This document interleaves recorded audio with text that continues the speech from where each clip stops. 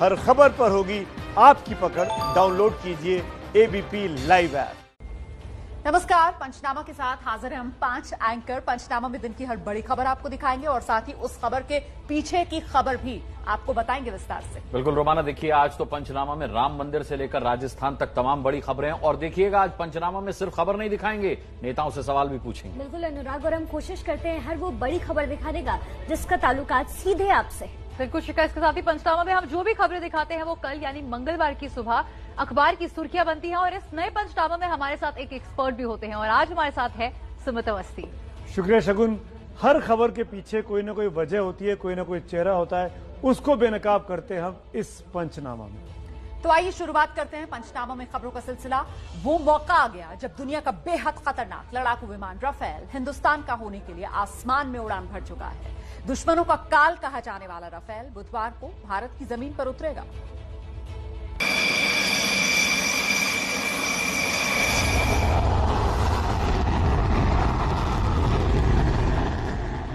ये Rafale fighter jet की पहली उड़ान की तस्वीरें हैं। आज दोपहर करीब 12:30 बजे राफेल फाइटर जेट्स ने फ्रांस के मैरिग्नाक बेस से उड़ान भरी। कुल 5 राफेल ने फ्रांस से भारत के लिए उड़ान भरी है।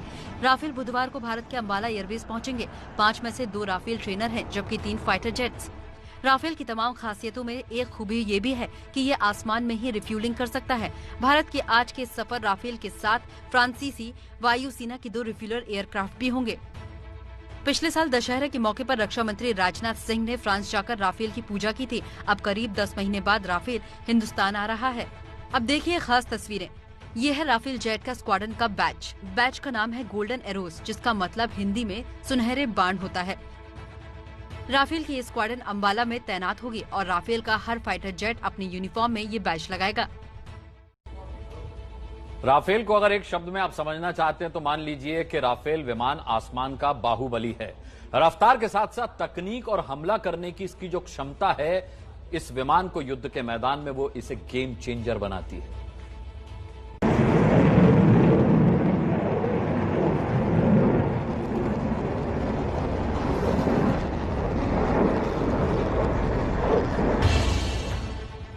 राफेल विमान की ताकत ऐसी है कि उसकी उड़ान की गर्जना से ही दुश्मन के दिल कांप जाते हैं। यूरोप की बड़ी कंपनी एमबीडीए ने जो 3 गेम चेंजर मिसाइल भारतीय राफेल के लिए दी हैं, 60 से 70 किलोमीटर की दूरी से हमला कर सकती हैं। बंकर समेत किसी भी निशाने को ध्वस्त करने में सक्षम है। Beyond visual range meteor missile की रेंज करीब 150 किलोमीटर है। हवा से हवा में मार करने वाली मिसाइल दुनिया के सबसे घातक हथियारों में से एक है। Scalp cruise missile deep strike यानी जमीन पर अटैक करने के लिए है। हवा से हवा में मार करने वाली माइका मल्टी मिशन मिसाइल है। रफाल की मिसाइल पहले ही भारत पहुंच चुकी है। अब राफेल की एक और खासियत जानिए। राफेल अपने वजन के साथ कुल 24,500 किलो वजन उठा सकता है। 3700 किलोमीटर की मारक क्षमता है। टॉप स्पीड 2130 किलोमीटर प्रति घंटा है। लंबाई 15.30 मीटर है। अब देखिए, जाहिर सी बात है आसमान का बाहुबली आ रहा है सुमित, तो फिर इससे तय है कि दुश्मनों की नींद तोड़ गई होगी। बिल्कुल अनुराग, और जाहिर तौर पर भारत के लिए, इंडियन एयरफोर्स के लिए बहुत बड़ा अचीवमेंट है राफेल का शामिल हो जाना। जब सीमा पर तनाव चल रहा है, एक तरफ चीन एक तरफ पाकिस्तान, और ऐसे में भारतीय वायुसेना में अगर राफेल शामिल हो रहा है तो इससे भारतीय बेड़े को जाहिर तौर पर बहुत बड़ी मजबूती मिलती है। हमारी सेना का मनोबल बढ़ता है और दुश्मन का मनोबल कम होता है, क्योंकि इस विमान को state of the art, modern और आधुनिक विमान कहा जा रहा है। और दूसरी बड़ी बात इस विमान की है कि ये न्यूक्लियर बॉम्ब भी कैरी कर सकता है और बड़ी आसानी से दुश्मन के ऊपर न्यूक्लियर बॉम्ब भी गिरा सकता है। तीसरी बड़ी बात, राफेल में हैमर, मिट्योर, स्कैल्प और मीका जैसी मिसाइलें तैनात की जा सकती हैं, जो दुश्मन देश के ठिकाने, चाहे वो जमीन पे हो, जमीन के अंदर हो या फिर हवा में हो, सबको 100% प्रिसीजन के साथ खत्म कर सकती है। और सबसे बड़ी बात यह कि बोफोर्स तोपों की खरीद पर भी जमकर राजनीति हुई थी, राफेल पर भी हुई, लेकिन जब भारतीय सेना ने बोफोर्स का इस्तेमाल करगिल में सफलतापूर्वक किया तो सारी आलोचना बंद हो गई। वैसे ही राफेल के साथ भी है। इंडियन एयरफोर्स के सभी अधिकारी इसके शामिल होने से बेहद संतुष्ट नजर आ रहे हैं। जी सुमित, बिल्कुल ठीक कहा आपने। तो दुश्मनों के जो है वो अब छक्के तो जरूर छूट जाएंगे। चलिए दिन की एक और बड़ी खबर आपको बताते हैं। एक्टर सुशांत सिंह राजपूत की मौत के मामले में आज सांता क्रूज पुलिस स्टेशन में डायरेक्टर महेश भट्ट का बयान दर्ज किया गया है। सांता क्रूज पुलिस स्टेशन में फिल्म डायरेक्टर महेश भट्ट से करीब 2.5 घंटे पूछताछ हुई और उनका बयान दर्ज हुआ। इसके अलावा डायरेक्टर करण जौहर के धर्मा प्रोडक्शन के सीईओ अपूर्व मेहता से कल पूछताछ होगी। और महत्वपूर्ण यह है कि आशिकी 2 फिल्म को लेकर भी कई सवाल थे। साथ ही साथ सुशांत सिंह राजपूत की गर्लफ्रेंड रिया चक्रवर्ती वो अपने महेश भट्ट को मेंटर मानती हैं, बहुत करीबी मानती हैं और कहीं न कहीं वो एक लिंक है, उसकी भी जांच और पूछताछ पुलिस करना चाहती है। चलिए अब बात करते हैं राजस्थान की। तो राजस्थान की राजनीति से अगली खबर है। ये राजस्थान में पिछले 18 दिनों से सियासी घमासान जारी है, ये सबको पता है। अब राजस्थान के राज्यपाल कलराज मिश्र ने सत्र बुलाने की मंजूरी दे दी।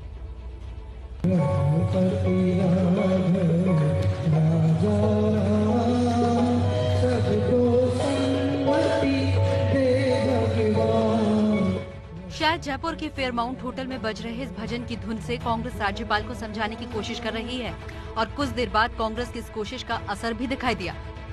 पहले खबर आई कि कोरोना संकट का हवाला देकर राज्यपाल कलराज मिश्रा ने विधानसभा सत्र बुलाने की मांग खारिज कर दी, लेकिन इस खबर के 2-3 घंटे बाद ही राज्यपाल ने सत्र बुलाने की इजाजत दे दी। हालांकि राज्यपाल के आदेश में तारीख का जिक्र नहीं किया गया है। होटल में गहलोत की मौजूदगी में एक प्रस्ताव पास किया गया। इसके बाद कांग्रेस विधायक दल ने राष्ट्रपति को ज्ञापन भेजा और सदन बुलाने की मांग की और इसी के कुछ देर बाद राज्यपाल का नया आदेश आ गया। इसलिए जो राजस्थान का रण है, यहाँ सत्र बुलाने को लेकर सीएम गहलोत और राज्यपाल के बीच टकराव जो है वो बढ़ता जा रहा था। अच्छा, नौबत यहाँ तक आ गई कि गहलोत ने पीएम मोदी से राज्यपाल के रवैये की शिकायत की। राजस्थान में विधानसभा सत्र को लेकर जारी संग्राम सड़कों तक पहुंच गया है। देश भर में कांग्रेस कार्यकर्ताओं ने राजभवन के बाहर प्रदर्शन किया। विधानसभा बुलाने के मुद्दे पर सीएम अशोक गहलोत ने खुद कल शाम पीएम मोदी से बात की और उन्हें 7 दिन पहले राज्यपाल को लिखे लेटर के बारे में भी जानकारी दी। गहलोत ने पीएम मोदी को राजस्थान के राजनीतिक हालात की जानकारी दी और ये भी कहा कि बीजेपी उनकी सरकार गिराने की कोशिश कर रही है। इस बीच एडवोकेट शांतुल पारी की ओर से राज्यपाल को हटाने के लिए राजस्थान हाई कोर्ट में जनहित याचिका भी लगा दी गई है। और देखिए, हैरत की बात यह कि राजस्थान के सियासी संकट में रोज नए मोड़ आ रहे हैं। आज स्पीकर की अर्जी पर सुप्रीम कोर्ट में सुनवाई थी, लेकिन सुनवाई शुरू होते ही स्पीकर ने यू टर्न ले लिया। विधानसभा के स्पीकर डॉक्टर सीपी जोशी ने हाईकोर्ट के फैसले के खिलाफ याचिका लगाई थी, लेकिन सुनवाई शुरू होते ही उनके वकीलों ने याचिका वापस लेने की इजाजत मांग ली। दलील दी गई कि अब आगे की रणनीति 24 जुलाई को आए हाईकोर्ट के आदेश के आधार पर तय होगी और इस पर विचार के बाद दोबारा सुप्रीम कोर्ट का रुख किया जाएगा। ऐसा माना जा रहा है कि कांग्रेस राजस्थान की लड़ाई को अदालत की बजाय राजनीतिक रूप से ही लड़ने की तैयारी में है। दरअसल 21 जुलाई के आदेश में हाईकोर्ट ने स्पीकर को बागी विधायकों पर कार्रवाई न करने का आदेश दिया था। इससे पहले गुरुवार को हुई सुनवाई के दौरान सुप्रीम कोर्ट ने हाईकोर्ट के फैसले पर रोक लगाने से इनकार कर दिया था। और देखिए, राजस्थान में बीएसपी के 6 विधायकों के विलय के खिलाफ बीजेपी विधायक की याचिका हाईकोर्ट ने खारिज कर दी, लेकिन इससे गहलोत की चिंता कम नहीं हुई है। विधानसभा सचिव के कमरे में धरने पर बैठे राजस्थान बीजेपी के विधायक मदन दिलावर हैं, जिन्होंने बीएसपी के 6 विधायकों के विलय के खिलाफ हाईकोर्ट में अर्जी लगाई थी।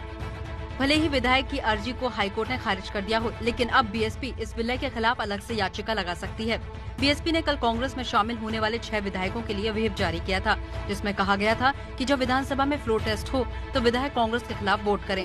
दरअसल बीएसपी के टिकट पर 2018 के विधानसभा चुनाव में 6 विधायक चुनकर राजस्थान विधानसभा में आए थे, लेकिन बाद में सभी विधायक कांग्रेस में शामिल हो गए।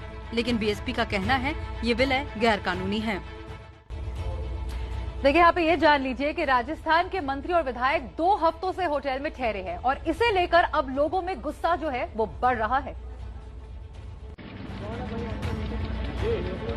हाथों में बैनर, पोस्टर और तख्तियां लिए नारेबाजी करते नजर आ रहे ये लोग आदिवासी एकता मंच के कार्यकर्ता हैं। जयपुर के फेयरमाउंट होटल के बाहर प्रदर्शन करने पहुंचे, लेकिन पुलिस ने होटल से पहले ही रोक दिया। परिवादी आखिर जाए कहाँ? सदन चल नहीं रहा, हमारे जो प्रतिनिधि हैं वो मिल नहीं रहे। इन लोगों की मांग है कि 9 अगस्त को अंतर्राष्ट्रीय आदिवासी दिवस पर राजकीय अवकाश घोषित किया जाए। अपनी मांगों को लेकर प्रतिनिधियों के पास गए, लेकिन प्रतिनिधि तो होटल में ठहरे हुए हैं, सरकार होटल में है, लिहाजा होटल पर ही प्रदर्शन करने पहुंच गए। सुमित, देखिए, राजस्थान में तो अब मामला दूसरा ही लग रहा है। वहां होगा क्या और ये बीएसपी के विधायक कहां से व्हिप जारी कर रहे हैं? देखिए, बहुत दिलचस्प हो गया। बीएसपी की पार्टी पूरी की पूरी मर्ज हो चुकी थी। राजस्थान में अब कोर्ट से तो जो होगा वो होगा, लेकिन इतना तय है कि सियासी गणित तेज हो चुका है। बीएसपी के विधायक अब दूसरा दांव खेल रहे हैं। ये व्हिप जारी करना दरअसल कांग्रेस को डराने के लिए है कि वो फ्लोर टेस्ट होने पर कांग्रेस के खिलाफ मतदान कर सकते हैं। बीएसपी अब कह रही है कि उसके 6 विधायकों का कांग्रेस में विलय गैर कानूनी है, लेकिन अब तक वो सरकार के साथ थी। साफ है मोलभाव के लिए ये सब कुछ किया जा रहा है। लेकिन अब गहलोत गुट का संकट बढ़ गया है। बीएसपी विधायकों के साथ साथ अपने विधायकों के भी उनको टूटने से बचाना है।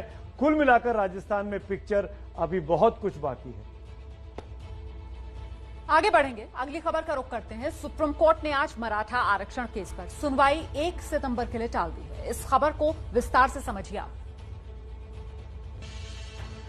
25 अगस्त को 3 जजों की बेंच तय करेगी कि केस को 5 जजों की संविधान पीठ को सौंपा जाए या नहीं। ये तय होने के बाद 1 सितंबर से सुनवाई होगी। इससे पहले 15 जुलाई को सुप्रीम कोर्ट ने मराठा आरक्षण पर रोक लगाने से इनकार कर दिया था। महाराष्ट्र में करीब 30% आबादी मराठा है। महाराष्ट्र की शिवसेना बीजेपी सरकार ने बिल लाकर 30 नवंबर 2018 को शिक्षा और नौकरियों में मराठाओं की 16% आरक्षण को मंजूरी दी। फैसले के खिलाफ मेडिकल छात्र बॉम्बे हाई कोर्ट गए, जहां कोर्ट ने सरकार के फैसले को खारिज तो नहीं किया, लेकिन 27 जून 2019 के फैसले में इसे घटाकर शैक्षणिक संस्थाओं में आरक्षण 12% और सरकारी नौकरियों में 13% कर दिया था। 2019 में एमबीबीएस दाखिले में भी मराठा आरक्षण लागू किया गया। इसके विरोध में सुप्रीम कोर्ट में याचिका दाखिल हुई, लेकिन 12 जुलाई 2019 को सुप्रीम कोर्ट ने बॉम्बे हाई कोर्ट के फैसले पर रोक लगाने से इनकार कर दिया। हालांकि मामले पर सुप्रीम कोर्ट ने कोई अंतरिम फैसला नहीं दिया है। चलिए आगे बढ़ते हैं और अब बात करते हैं महाराष्ट्र में मचे राजनीतिक घमासान की। देखिए महाराष्ट्र की सत्ता की गाड़ी की ड्राइविंग सीट पर कौन है? उद्धव ने इस पर अपना दावा तो किया और उस पर बीजेपी ने तंज भी कस दिया। नहीं, हमारा 3 पहिए का ऑटो हो, लेकिन उसका स्टीयरिंग मेरे हाथ में है, मैं उसकी ड्राइविंग कर रहा हूँ। इसलिए मैंने उनको ये याद दिलाया कि ऑटो रिक्शा कौन सी दिशा में जाए ये ऑटो का ड्राइवर तय नहीं करता, उसमें बैठी हुई सवारी तय करती है। देवेंद्र फडणवीस ने इस बयान के जरिए उद्धव ठाकरे पर एक बार फिर तंज कसा है। दरअसल सामना को दिए इंटरव्यू में उद्धव ने कहा था कि 3 पहिए के ऑटो में वो ड्राइविंग सीट पर बैठे हैं, जिसके बाद से महाराष्ट्र के तीनों सहयोगी दलों में फिर खींचतान शुरू हो गई। उद्धव के बयान के बाद कांग्रेस के प्रदेश उपाध्यक्ष नसीम खान ने कहा था, तीनों पार्टियां बराबर की हिस्सेदार हैं और ऐसे में कोई ड्राइवर नहीं हो सकता।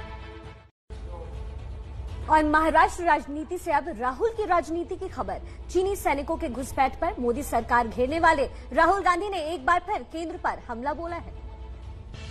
वीडियो सीरीज के जरिए लगातार हमलावर राहुल ने फिर से चीन की घुसपैठ को लेकर सरकार पर झूठ बोलने का आरोप लगाया। राहुल ने कहा कि वो घुसपैठ पर झूठ बोलने वाले देशभक्त नहीं, चाहे इससे उनका राजनीतिक भविष्य ही खतरे में न पड़ जाए।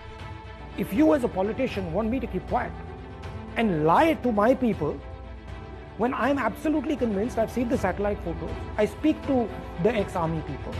If you want me to lie that the Chinese have not entered this country, I'm not going to lie. I simply will not do it. I don't mind if my whole career goes to hell, but I'm not going to lie. इससे पहले राहुल ने PM Modi पर झूठ के जरिए image building का आरोप लगाया था। और मोदी सरकार पर राहुल के लगातार हमले के बीच बीजेपी सांसद मनोज तिवारी ने उन्हें चीन का दूत बता दिया है। में देश पूछ रहा है कि चाइना राजीव गांधी फाउंडेशन में कैसे घुसा। देश इस समय सवाल पूछ रहा है कि जब चाइना और भारत का टसन चल रहा था डोकलाम में, तो फिर राहुल गांधी की चाइना के एम्बेसडर से मीटिंग गुपचुप क्यों हो रही थी। देश ये जानना चाह रहा है कि क्या राहुल गांधी चाइना के दूत हैं देश में।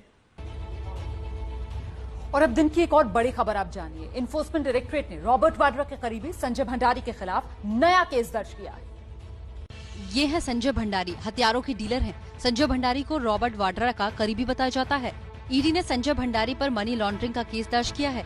सीबीआई की एफआईआर के आधार पर ईडी ने केस दर्ज किया है। संजय भंडारी पर लंदन में रॉबर्ट वाड्रा की कथित प्रॉपर्टी में भी लेन देन का आरोप है।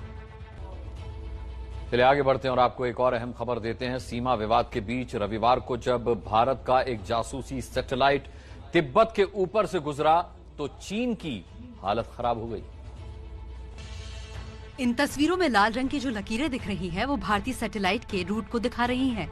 इसमें आप देख सकते हैं कि भारत का सैटेलाइट चीन के कब्जे वाले तिब्बत के ऊपर से गुजरा था। खबर है कि भारतीय सैटेलाइट गुजरने के बाद चीन ने वास्तविक नियंत्रण रेखा पर अपनी सेना जुटानी शुरू कर दी थी। बताया जा रहा है कि सैटेलाइट ने अच्छी खासी जानकारी जुटाई है, जिससे चीन में हड़कंप मच गया है। इलेक्ट्रॉनिक इंटेलिजेंस सिस्टम कौटिल्य से लैस सैटेलाइट दुश्मनों के रेडियो सिग्नल को आसानी से पढ़ लेता है और यही वजह है कि सैटेलाइट के तिब्बत के ऊपर से गुजरने के बाद चीन की चिंता बढ़ी हुई है। और देखिए, आपको बता दें कि भारत ने आज चीन पर एक और डिजिटल सर्जिकल स्ट्राइक की। भारत ने कई चीनी ऐप डेटा चोरी कर रहे थे, उस पर भी अब बैन लगा दिया है। भारत ने 47 चीनी ऐप पर बैन लगाया है। ये ऐप गोपनीयता के कानून और डेटा प्रोटोकॉल का उल्लंघन कर रहे थे। इन ऐप्स पर ग्राहकों की डेटा चोरी का आरोप था। इससे पहले भारत सरकार ने टिकटॉक और शेयरइट समेत कुल 57 चीनी ऐप पर बैन लगाया था। चीनी कंपनियों से जुड़ा एक और मामला भी है। चीनी कंपनी यूसी वेब पर भारत के खिलाफ खबरें चलाने का आरोप लगा है। चीन के अलीबाबा ग्रुप की कंपनी यूसी वेब के खिलाफ पूर्व एसोसिएट डायरेक्टर ने गुड़गांव कोर्ट में याचिका दायर की है। याचिका में आरोप है कि वेबसाइट पर चलाई गई फेक न्यूज का विरोध किया तो कंपनी ने उन्हें नौकरी से निकाल दिया। याचिका पर संज्ञान लेते हुए कोर्ट ने अलीबाबा और फाउंडर जैक को नोटिस जारी किया है। सुमित, सवाल यही है कि आखिर चीन के ऐप्स पर बैन लगाकर हमें हासिल क्या हो रहा है? बहुत कुछ। इस सामरिक दुनिया में, इस कूटनीतिक लड़ाई में बहुत कुछ चीजें अब युद्ध के मैदान में नहीं होती है, वो और तरीके से भी विरोधी को मात दिया जाता है, जैसे व्यापार के जरिए, जैसे इस डिजिटल स्ट्राइक के जरिए। कुछ फायदे गिनाता हूं मैं। चीन के ऐप्स को बैन करके भारत उसकी आर्थिक ताकत पर चोट कर रहा है। अपने ऐप्स के जरिए चीन पर आरोप है कि वो जासूसी भी करता था, खासकर टिकटॉक, शेयरइट और यूसी वेब जैसी जो उसके ऐप्स थे, इसके जरिए वो भारत के लोगों की लोकेशन ट्रेस कर लेता था। इस पर रोक लग गई है। तीसरी इंपॉर्टेंट बात, भारत के कदम की दुनिया के बाकी देश जैसे अमेरिका और ऑस्ट्रेलिया, उन्होंने स्वागत किया है और वो भी चीन के इन ऐप्स को बैन करने के बारे में सोच रहे हैं। इससे चीन के खिलाफ भारत की जो मुहिम है उसको दुनिया के नक्शे पर एक बहुत बड़ी ताकत मिलती है। बिल्कुल, शुक्रिया सुमित। तो बेसिकली अब भारत सरकार उन सारे ऐप्स को बैन कर देगी जो भारतीयों का डेटा बाहर भेजते थे। बहरहाल अगली खबर का रुख करते हैं। अयोध्या में 5 अगस्त को राम मंदिर के भूमि पूजन का जो कार्यक्रम तय हुआ था, उसका समय अब बदल गया है। पीएम मोदी सुबह 11:30 बजे अयोध्या पहुंचेंगे और करीब 2 घंटे में ये सारे कार्यक्रम हैं उनमें शामिल होंगे। अयोध्या में भूमि पूजन के कार्यक्रम में पीएम मोदी के साथ 200 अतिथि शामिल होंगे। इसमें 50 साधु संत, 50 अधिकारी और नेता, 50 वीएचपी के नेता और न्यास के अतिथि, इसके साथ देश के 50 गणमान्य लोग शामिल होंगे। 11:30 बजे साकेत विश्वविद्यालय में पीएम मोदी का हेलीकॉप्टर लैंड होगा। इसके बाद पीएम राम जन्मभूमि रवाना होंगे। राम जन्मभूमि के साथ पीएम हनुमानगढ़ी भी जाएंगे। भूमि पूजन के बाद ठीक 1 घंटे का पीएम मोदी का संबोधन होगा। अयोध्या के चौराहों पर एलईडी के जरिए कार्यक्रम का लाइव प्रसारण होगा। भूमि पूजन के बाद शाम को सरयू घाट पर विशेष आयोजन की योजना है, जिसमें कुछ और राज्यों के सीएम भी शामिल हो सकते हैं। और देखिए, अयोध्या में मंदिर भूमि पूजन से पहले रामलला के दर्शन के समय में बदलाव किया गया है ताकि ज्यादा से ज्यादा श्रद्धालु रामलला के दर्शन कर सकें। अब श्रद्धालुओं को रामलला के दर्शन के लिए ज्यादा समय मिलेगा। पहली पाली में यानी सुबह दर्शन के समय को 1 घंटा बढ़ा दिया गया है। अब श्रद्धालु सुबह 7 बजे से दोपहर 12 बजे तक रामलला के दर्शन कर सकेंगे, जबकि दूसरी पाली में 2 बजे से 6 बजे तक दर्शन होंगे। अभी लॉकडाउन की वजह से बाहरी श्रद्धालु 5 दिन ही दर्शन करते हैं। श्रद्धालुओं की भीड़ को देखते हुए प्रशासन ने ये फैसला किया है। विवाद भी साथ साथ चल रहा है। हम ऐसा क्यों कह रहे हैं? क्योंकि मंदिर निर्माण के लिए भगवान राम के ननिहाल से जो मिट्टी आ रही है उस पर विवाद हो गया। राम मंदिर निर्माण के लिए मुसलमान ने मिट्टी उठाई तो धर्मगुरु ने उसकी आस्था को विवाद के अखाड़े में ला खड़ा कर दिया। मुसलमान दूर रहें मंदिर से। मंदिर में आने का उनको हमारी सद्भावना है। हम मुसलमान के द्वेषी नहीं हैं। हमारा नारा है कि रोटी में, बेटी में और पूजा में हम किसी हालत में हम अपने को स्वीकार करेंगे, पराई को नहीं स्वीकार करेंगे। स्वामी अभिमुक्तेश्वरानंद ने रविवार मंदिर में मुस्लिम की लाई मिट्टी पर सवाल उठाया तो खुद राम भक्त फैज ने उन्हें जवाब दिया। इस कार्य के लिए 15,000 किलोमीटर की भारत परिक्रमा की है। आशा है श्रद्धेय स्वामी अभिमुक्तेश्वरानंद जी का हृदय मेरी इस तपस्या को देखकर अवश्य पिघलेगा। फैज खान छत्तीसगढ़ के चंद्रखुरी से मंदिर के लिए मिट्टी लेकर चले हैं, जिसे भगवान राम की ससुराल माना जाता है। देखिए, तमाम इस भूमि पूजन से जुड़ी जो भी पोस्ट है हम सोशल मीडिया पर सुमित देख रहे हैं, उसमें भी यही सवाल पूछा जा रहा है। मैं भी आपसे यही सवाल पूछना चाहूंगा कि भूमि पूजन को लेकर इतने विवाद क्यों खड़े किए जा रहे हैं? देखिए, कभी मुहूर्त को लेकर विवाद कर देते, कोई मिट्टी को लेकर हमने रिपोर्ट दिखाई उस पर विवाद। मुझे लगता है कुछ लोगों को विवाद खड़ा करने में आनंद आता है, जबकि अब इस चीज की कतई जरूरत नहीं है। ये सब अब बहुत बेईमानी सा लग रहा है। जो भी लोग ये कर रहे हैं या संत ऐसा कर रहे हैं, वो मेरे हिसाब से ठीक नहीं कर रहे हैं। अब तो सुप्रीम कोर्ट की हरी झंडी मिल चुकी है, मंदिर बनने का रास्ता साफ हो चुका है, उसकी तैयारी करनी चाहिए। दूसरा, मुस्लिम पक्ष या उनके जो याचिकाकर्ता थे इकबाल अंसारी, उनकी तरफ से कोई विरोध अब तक नहीं आया है, तो हिंदुओं को आपस में ये बैर जमता नहीं है। और तीसरी इंपॉर्टेंट बात कि कोई मुस्लिम अगर उसकी राम में आस्था है और वो मिट्टी लाकर राम की सेवा में शामिल होना चाहता है तो इसका तो स्वागत होना चाहिए।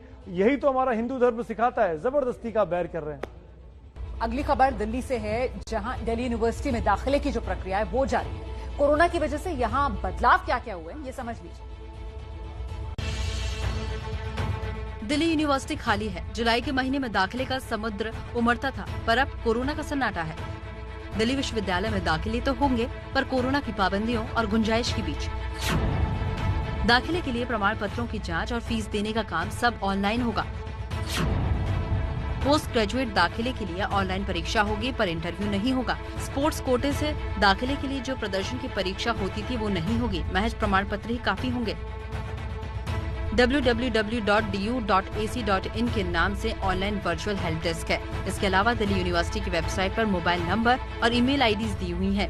कुछ वॉलंटियर्स, छात्र और अध्यापक नए छात्रों को जरूरी जानकारी देने के काम में लगे हुए हैं। बात करते हैं बाढ़ और बारिश की, और शुरुआत बिहार से। बिहार में बाढ़ से लाखों लोग परेशान। इसी बाढ़ ने वहां के इंतजाम की पोल खोल के रख दी है। मोतिहारी की खबर देखिए सबसे पहले।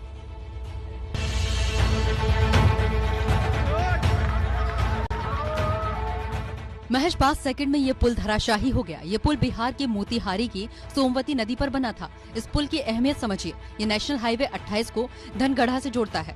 पुल महज 20 साल पहले बना था। ये पुल ही आसपास के गांवों को जोड़ता था, और अब इसके टूटने के बाद आवागमन की बड़ी समस्या हो गई है। गंडक नदी में पानी बढ़ने से उसकी सहायक सोमवती नदी भी उफान पर है। कुछ ऐसे ही सुशासन के दावों का हाल बिहार के दरभंगा में भी है। देखिए, वहां बागमती नदी में उफान उठा है और नेशनल हाईवे तक वो पहुंच गया है। बाढ़ की त्रासदी के बीच किस तरह लोगों की जान पर बनी हुई है, ये इन तस्वीरों से साफ जाहिर होता है। बिहार के दरभंगा में भी बाढ़ से बुरा हाल है। बागमती नदी उफान पर है और अब इसका पानी नेशनल हाईवे 105 तक पहुंच गया है। आसपास के कई गांवों में भी पानी घुस गया है। एनडीआरएफ की टीमें रेस्क्यू में लगी हैं, लेकिन कुछ लोग घरों की छतों पर रह रहे हैं और पानी के उतरने का इंतजार कर रहे हैं। दरभंगा जयनगर सड़क मार्ग पर भी पानी भरा हुआ है और ये रास्ता कभी भी बंद हो सकता है। बाढ़ के बीच फंसे लोगों को बचाने की मुहिम जारी है। दरभंगा के बहादुरपुर प्रखंड में फंसे 2 परिवारों को एसडीआरएफ की टीम ने रेस्क्यू किया। बिहार में बाढ़ से 47 लाख हेक्टेयर क्षेत्र प्रभावित है। करीब 3 करोड़ लोगों पर बाढ़ की मार पड़ी है। 24 लाख हेक्टेयर इलाके की फसल तबाह हो चुकी है, जिससे करीब 770 करोड़ रुपयों का नुकसान हुआ है। और अब बिहार के मुजफ्फरपुर की तस्वीरें आपको दिखाते हैं, जहां बाढ़ से 1-2 नहीं बल्कि 150 परिवार सड़क पर आ गए हैं। ये सड़क के किनारे बंजारों की बस्ती नहीं है, बल्कि ये उन लोगों का आशियाना है जिनके पास कल तक अपना घर था। लेकिन बिहार में सुशासन का ऐसा राज चला कि घर तक सुविधाएं तो नहीं पहुंची, लेकिन पानी जरूर पहुंच गया। मुजफ्फरपुर के कांटी में कई गांव बूढ़ी गंडक में आई बाढ़ से तबाह हो गए हैं। इन लोगों ने अब मुजफ्फरपुर दरभंगा के NH-27 पर शरण ली है। प्रशासन ने इन्हें तंबू बनाने के लिए प्लास्टिक दिया है। यहाँ पर शुद्ध पीने का पानी उपलब्ध नहीं है। बिजली का कोई इंतजाम नहीं है। प्रशासन दोपहर और रात में सिर्फ 2 बार खाना मुहैया कराता है। कोई चीज नहीं। अपना घर से प्लास्टिक, पुरान प्लास्टिक है तो पारूक वाला उहे रख के अपना समय निकाल रहे हैं। बिहार में हर साल बाढ़ आती है और हर साल प्रशासन और शासन की नाकामी हजारों लोगों को ऐसे ही बेघर करती है। अब एक बात देखिए, बिहार में 11 जिलों में बाढ़ से हजारों लोगों का जीवन अस्त व्यस्त हो गया है, लेकिन प्रशासन अपनी ही धुन में चल रही है। मधुबनी में बाढ़ की खबरें आपने एबीपी न्यूज पर देखी, लगातार देखी, लेकिन क्या आपको पता है कि बिहार आपदा प्रतिबंधन के मुताबिक मधुबनी में बाढ़ आई ही नहीं है। बारिश, बाढ़ और प्रशासन की लापरवाही से बिहार का मधुबनी टापू बन गया है। चारों तरफ पानी और मझधार में जिंदगानी। तस्वीरें मधुबनी के बेनीपट्टी ब्लॉक के बर्री पंचायत की है। यहाँ बाढ़ का ऐसा कहर है कि समझ में नहीं आ रहा कि घर में पानी है या पानी में घर। आलम यह है कि पानी में सड़कें, पुल सब डूब गए हैं। अब नाव से चलना मजबूरी है। इस बीच बिहार आपदा प्रबंधन ने बिहार प्रभावित जिलों की लिस्ट जारी की है और इस लिस्ट में मधुबनी जिले का नाम नहीं है। अब इसको लेकर लोगों में गुस्सा है। बिहार सरकार कह रही है कि इस पूरे जिले में ही पानी नहीं है, बाढ़ प्रभावित क्षेत्र नहीं है। तो हमारा शकल देख लेगा ना शीशा में, से पानी है कि नहीं है। अब जानिए बिहार आपदा प्रबंधन के मुताबिक बाढ़ प्रभावित इलाका घोषित होने की शर्तें क्या हैं। इसकी कुल 3 शर्तें हैं। 10 दिन से ज्यादा हो गए इस इलाके में पानी आया है दूसरा क्राइटेरिया, लोगों का अगर जो किचन है वो पूरी तरीके से वॉश अवे हो जाना चाहिए, तो उसकी भी तस्वीर नजर आ रही है। तीसरा क्राइटेरिया है वो ये कि रास्ता पूरी तरह टूट जाना चाहिए, यानी संपर्क उस गांव का मुख्य सड़क से टूटा होना चाहिए। नाउ इससे बढ़िया उदाहरण क्या हो सकता है। मधुबनी जिले की आबादी 1 लाख से ज्यादा है। अब आपको समझना यह होगा कि बिहार पर दरअसल बाढ़ और कोरोना की दोहरी मार पड़ रही है। नीतीश कुमार कुदरत की तबाही के बीच ना तो बाढ़ प्रभावित इलाकों का हवाई सर्वेक्षण कर रहे हैं, ना कोरोना से निपटने के लिए सक्रिय दिख रहे हैं, और इसी को लेकर तेजस्वी यादव और विपक्ष उनसे सवाल पूछ रहा है। ये डेड बॉडी पड़े हुए हैं जो कि यहाँ से हटाया नहीं जा रहा है। रात से ऐसे पड़े हुए हैं, कोई नहीं आया। बेहोश पड़े हुए हैं, कोई नहीं आया है। यहाँ पे सुविधा दिया जा रहा है, जो बोल रहे हैं हो पा रहा है, कोई नहीं सुन रहा है। लाइन कटा हुआ है। हाँ, आरजेडी नेता तेजस्वी यादव ने बिहार के अस्पतालों की बदहाली दिखाते हुए ये वीडियो शेयर किया और साथ ही नीतीश कुमार पर सवाल उठाते हुए ट्वीट किया। बिहार के अस्पतालों में रुई और सुई के अलावा आवश्यक मेडिकल उपकरण उपलब्ध क्यों नहीं है? 15 वर्षों के मुख्यमंत्री बताएं कि इतनी दयनीय स्थिति क्यों है? 4 महीने बाद भी अस्पतालों का क्षमतावर्धन, testing kit, oxygen, ventilator, makeshift hospitals का प्रबंधन नहीं किया जा सका। जवाब दें। अच्छा सुमित, ये बिहार का जो हाल हो रहा है, सुशासन की पोल खुल रही है, तो जाहिर सी बात है कटघरे में कौन खड़ा हुआ नजर आ रहा है? देखिए, जिम्मेदार की अगर आप बात करें तो जिम्मेदार तो सरकार ही है और कोई नहीं, क्योंकि ऐसे हालात में इसका जवाब तो सालों साल से इस तरीके की बर्बादी से कुछ भी सीखा नहीं गया है, कोई तैयारी नहीं की गई है। सुशासन बाबू या नीतीश कुमार ने 15 साल का शासन तो किया, तो जवाबदेही उनकी ही बनती है। बाढ़ राहत करप्शन की खदान होती है, कहीं इसीलिए तो बाढ़ से बचने में ढिलाई तो नहीं बढ़ती जा रही है, ये भी बड़ा आरोप विपक्ष लगा रहा है। और चुनावी वक्त में नीतीश कुमार का बाढ़ग्रस्त इलाकों में ना जाना, पीड़ितों से ना मिलना भी बेहद उनके लिए घातक साबित हो सकता है, और तेजस्वी यादव इसी गैर हाजिरी को खूब भुना रहे हैं। बिल्कुल सही कहा सुमित आपने, लेकिन नीतीश अभी जवाब नहीं दे रहे हैं, ये भी एक बहुत बड़ा सवाल है कि वो क्यों चुप हैं। बहरहाल आगे बढ़ते हैं, आपको बताते हैं प्रधानमंत्री नरेंद्र मोदी ने आज नोएडा, मुंबई और कोलकाता में कोरोना टेस्टिंग लैब का वीडियो कॉन्फ्रेंसिंग के जरिए उद्घाटन किया। इस मौके पर पीएम ने कहा कि भारत में कोरोना टेस्टिंग के लिए अब कुल 1300 लैब काम कर रही हैं। हर दिन 5 लाख के करीब टेस्ट हो रहे हैं, जिससे 10 लाख तक पहुंचाना है। पीएम ने कहा कि सरकार की केवल एक ही कोशिश है कि लोगों की जान बचाई जाए। इस कार्यक्रम में ममता बनर्जी और उद्धव ठाकरे भी वीडियो कॉन्फ्रेंसिंग से जुड़े थे। भारत ने बहुत ही तेज गति से अपनी क्षमताओं का विस्तार किया। आज भारत में 11,000 से ज्यादा कोविड फैसिलिटीज हैं, 11 लाख से ज्यादा आइसोलेशन बेड्स हैं। साथियों, जनवरी में हमारे पास कोरोना के टेस्ट के लिए जहां मात्र एक सेंटर था, आज करीब 1300 लैब्स पूरे देश में काम कर रही है। चलिए अब खबरों में आगे बढ़ते हैं और बात करते हैं यूपी की। बारिश के बीच महोबा के हाल ठीक नहीं हो रहे। कुछ दिन पहले यहां बारिश की वजह से अस्पताल पर मुसीबत आई, इस पर खूब सियासत भी हुई, लेकिन हाल अब भी नहीं बदला।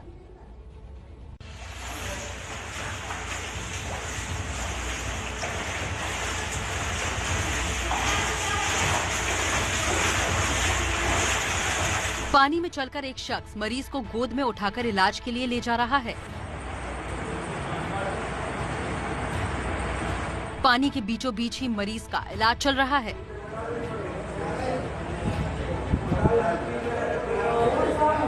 डॉक्टर भी पानी के बीच स्टूल पर पैर चढ़ाकर बैठे हुए हैं।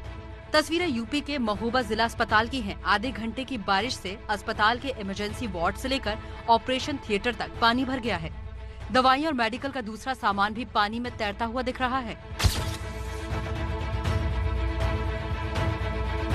ये पहली बार नहीं जब महोबा जिला अस्पताल में पानी भरा हो। कुछ दिन पहले भी ऐसी ही तस्वीरें आई थी और तब कांग्रेस महासचिव प्रियंका गांधी ने योगी सरकार पर सवाल उठाए थे, पर प्रशासन अभी भी सोया हुआ है। यूपी बिहार का हाल आपने देखा, चलिए अब आपको मुंबई लेकर चलते हैं। सुबह तेज हुई बारिश के बाद मुंबई के कई इलाकों में पानी भर गया है। तस्वीरें देखिए। कुछ घंटे की बारिश में घुटनों तक पानी भर गया। सड़कों पर ऐसा लग रहा है जैसे कोई झील बन गई हो। ये हालत देश की आर्थिक राजधानी मुंबई की है और ये इलाका हिंदमाता है।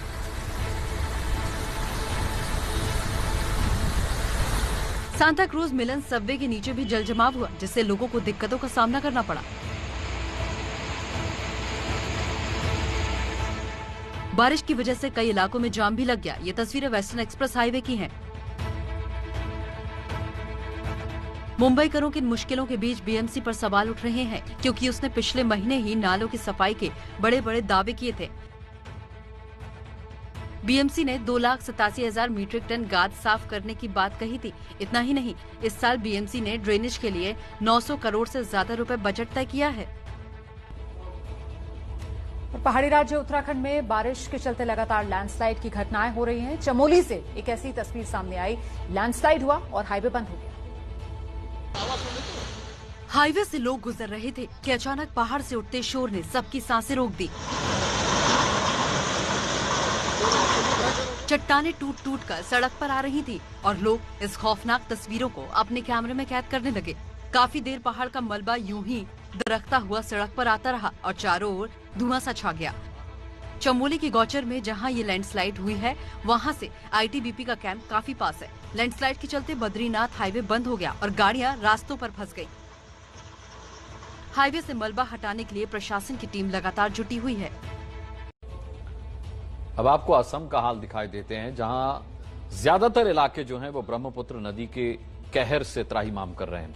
बारपेटा जिले की बात करेंगे, जहां मुसीबत में फंसे लोगों को एनडीआरएफ की टीम ने बचाया।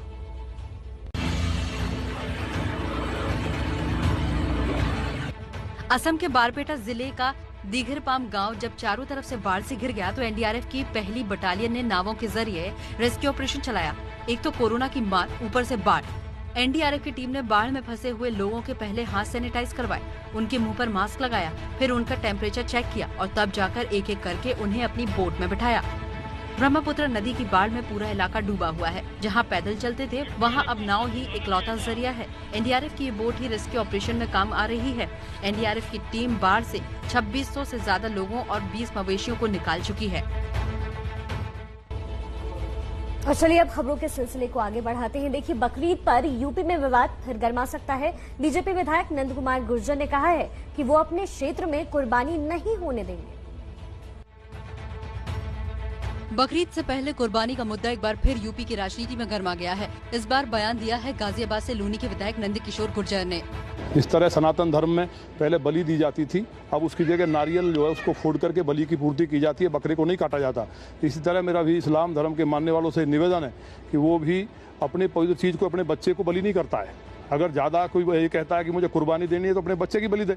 इस तरह निरीह जीवों को मार करके बलि दे करके कहना और उनको खाना, अगले जन्म में उन्हें बकरा बनना पड़ेगा और उन्हें लोग खाएंगे।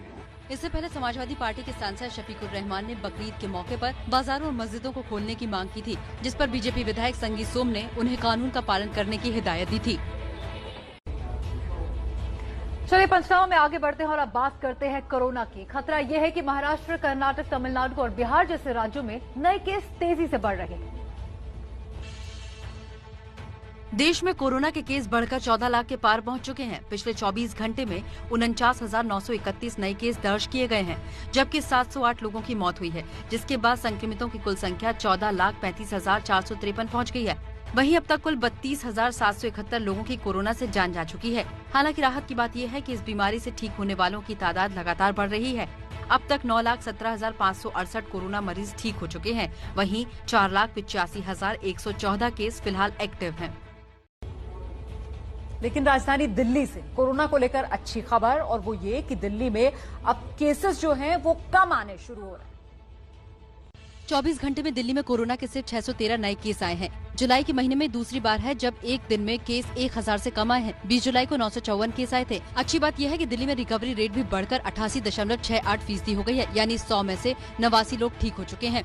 दिल्ली में कुल केस भले ही 1,31,000 से ज्यादा हैं, लेकिन एक्टिव केस 10,994 हैं, जिसमें से 6,638 मरीज होम आइसोलेशन में हैं। दिल्ली के अलावा कोरोना को लेकर मुंबई से भी एक अच्छी खबर आई, और वो ये कि कोरोना का इलाज करा रही ऐश्वर्या राय और बेटी आराध्या को अस्पताल से छुट्टी मिल गई है। दरअसल कोरोना पॉजिटिव पाए जाने के बाद ऐश्वर्या और उनकी बेटी आराध्या को पहले होम क्वारंटीन किया गया था, लेकिन सांस लेने में तकलीफ और बुखार की शिकायत के बाद ऐश्वर्या को 18 जुलाई को नानावटी अस्पताल में भर्ती कराया गया था। हालांकि अमिताभ बच्चन और अभिषेक बच्चन का अब भी अस्पताल में इलाज जारी है। इससे पहले कल अमिताभ के बंगले पर लगाए गए कंटेनमेंट जोन के पोस्टर को बीएमसी ने हटा दिया था। चलिए अगली खबर देखते हैं। पूर्व भारतीय कप्तान सौरव गांगुली का बतौर बीसीसीआई अध्यक्ष आज आखिरी दिन है। अब ये देखना दिलचस्प होगा कि वो पद छोड़ते हैं या नहीं। बतौर बीसीसीआई अध्यक्ष सौरव गांगुली का कार्यकाल 27 जुलाई तक ही है। बीसीसीआई के मौजूदा संविधान के मुताबिक कोई भी व्यक्ति बीसीसीआई या उससे जुड़े बोर्ड में अधिकतम 6 साल तक पद पर रह सकता है। बीसीसीआई अध्यक्ष बनने से पहले गांगुली 2015 से 2019 तक बंगाल क्रिकेट संघ के अध्यक्ष रहे हैं। मतलब बीसीसीआई और उसके बोर्ड में उनका 6 साल का कार्यकाल आज पूरा हो गया। हालांकि गांगुली के पास अभी बीसीसीआई अध्यक्ष बने रहने के लिए एक उम्मीद भी है। बीसीसीआई ने अपने संविधान में संशोधन के लिए सुप्रीम कोर्ट में अपील दाखिल की है। इस अपील पर 17 अगस्त को सुनवाई होगी। साल 2019 में बीसीसीआई ने निर्विरोध सौरव गांगुली और जय शाह को चुना था। हालांकि जय शाह का कार्यकाल मई में ही समाप्त हो गया था।